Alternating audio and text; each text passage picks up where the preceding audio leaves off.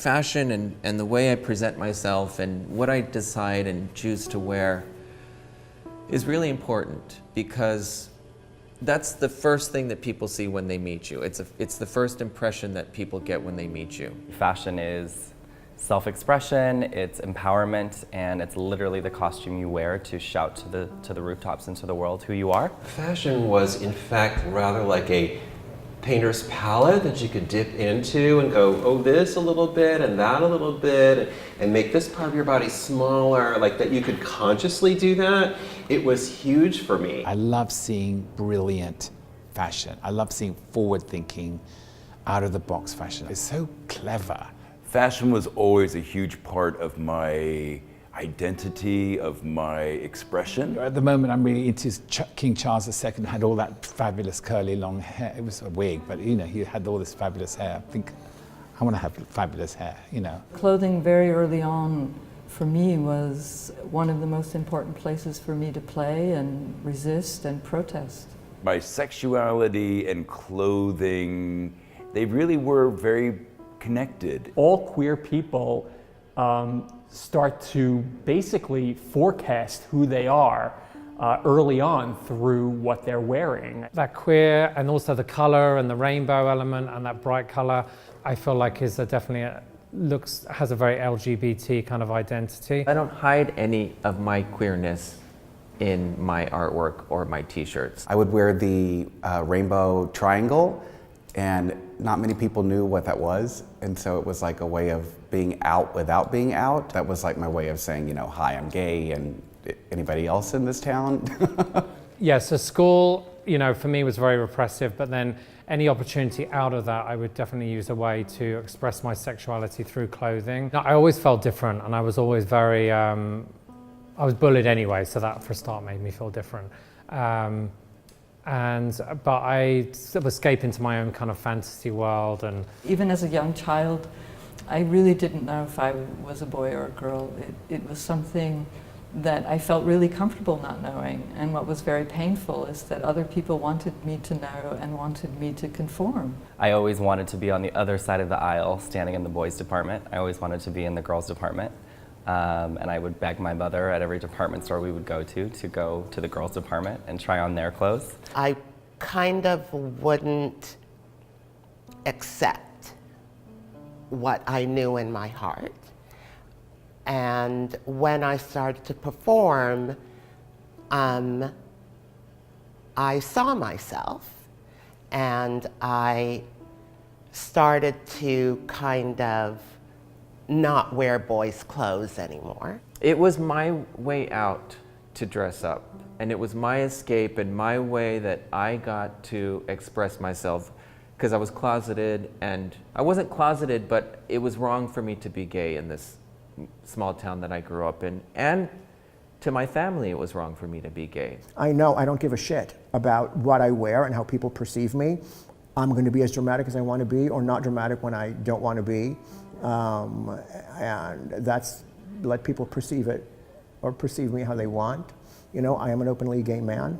Gay men see differently, you know, especially artists. We see the beauty in the world, and we see the ugliness too. Any inkling of homosexuality, the first instinct is to destroy it. So like you know, like it's a disease and it's going to spread. I felt so bad about saying that I was gay, and I had this inner turmoil. And when I was about 8, and my mother said, you can't run around without your shirt on anymore. And I have a brother who's just a year older, and he could. And there was something so shocking about that, and so violent. And it was a wound that I carried for many, many years. Whatever I was somehow shameful or needed to be covered, and whatever he was okay, and there was something very shocking about that as a child. I think I always hated my face because I always thought it was so plain and white and unattractive. So at a young age, I always used to paint my face. You know, when I went to college, I was always wearing a dress from nostalgia from the store. I was 9 years old, and I remember I had taken a bath, and I came out of the bath and I wrapped a towel around myself, and I was imitating somebody, like Carmen Miranda or something. And my older sister was 6 years older than me. She came by and she went, if you continue doing that, you're going to turn into a sissy. And I was petrified because I knew sissy was bad. Sissy meant you were homosexual, you were queer. And that moment changed my life, because from that moment on I became very conscious of how I presented myself as a boy. I made sure I had no feminine traits. There was a test we would do in school, and they would say, like, show us your hands. And if you went like this, you were feminine, and if you went like this, you were masculine. So I practiced all this. In the 70s, gay men wore this olive bomber jacket to make their chest bigger, because that was the look. And subconsciously, I was channeling that. The clothing was hysterical. Everyone had Nick shirts, nylon, the new rayon, every different color. The bell bottoms were there. This was the time when everybody was wearing everything. It was kind of the time of like Delight and platform shoes. The East Village was kind of that safe space, especially for girls.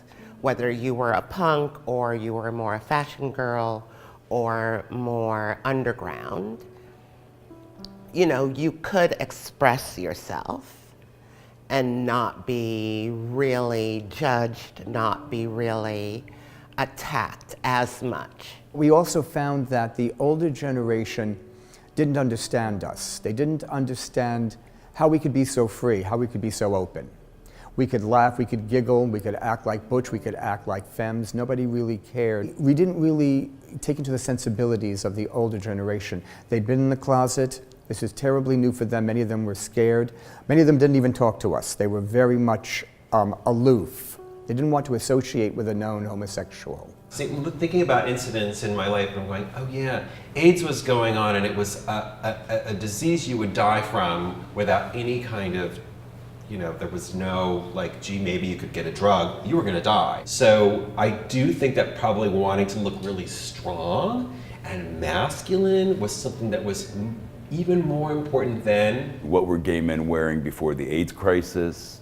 What was the uniform then? How can I take that and make it into something that is relevant today? When I did join ACT UP in the 80s and 90s, we were constantly protesting, and we always needed, and I still have my whistle on my ball chain. It also reminds me of a rosary bead, and so many of us lost our loved ones in those years that I feel like each of these balls is the remembrance of a friend or a moment, and so I carry that with me, and it keeps it very real for me.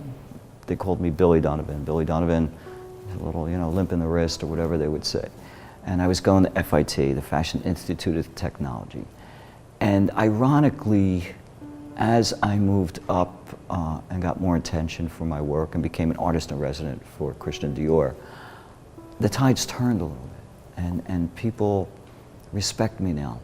You know, there's a respect for what I do. It's always fascinated me that there hadn't been more study on queer influence in the arts and in fashion, when in fact those industries are basically run by queer folks.